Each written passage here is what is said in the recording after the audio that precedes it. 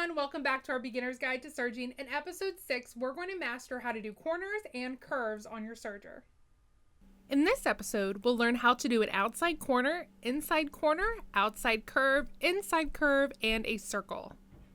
An outside corner is the easiest. You simply serge the edge, give yourself a long thread chain, bring your fabric back around to the front of your machine, and start serging again. By serging over your previous stitches, you secure them in place within the new stitch, and you just keep doing that until all of your edges are finished. When your start and end meet, you can go back and tuck in your thread tails, just like we learned in episode 4. An inside corner is much harder and really requires a little bit of practice and patience. The idea is simple enough. You start feeding your fabric, and as you get to the corner, you kind of pivot the fabric over, so it sort of creates a straight line, and then you continue serging. I'm sure you can already predict the problem.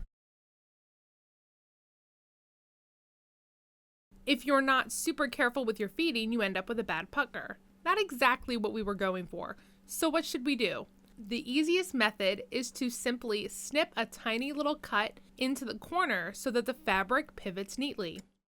If that's not possible, say because your fabric is just too delicate, that's okay. Though it's a little harder, you can keep that corner intact by using the tips of your finger to distribute that fold and then serge slowly. You almost have to round out the corner as you feed it, if that makes any sense.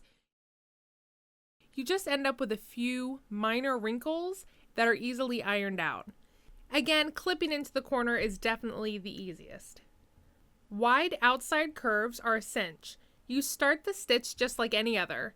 You just kind of have to feed it at an angle and serge slowly.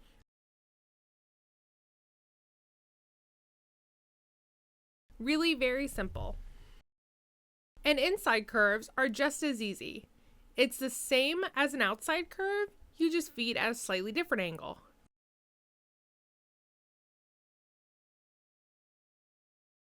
Pretty straightforward. The difficult part comes with circles, especially small circles. It requires a lot of maneuvering and patience and practice. Starting the curve is about merging the fabric carefully into the stitch formation. You have to go in at a sharp angle and rotate the whole fabric piece little by little while you serge.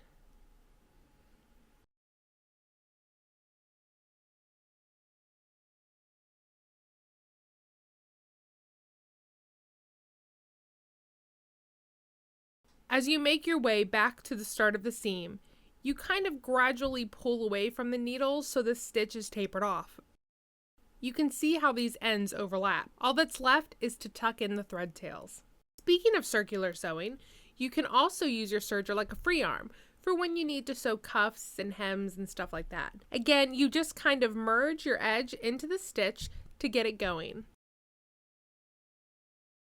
Serge all the way around until you get to the beginning, and then gradually taper the fabric away. You can see how the beginning and end overlap. And that's really all there is to it. With a little practice, you'll be a pro in no time. So I hope that this was helpful. If you have any comments or questions, be sure to leave them in the comment section below. If you want to hang out with our sewing community, visit us online at sewingpartsonline.com, on Facebook at facebook.com/sewingpartsonline, Twitter at sewingparts, Google+, Pinterest, Instagram, we're everywhere. And be sure to subscribe by clicking that button below for next week's sewing video.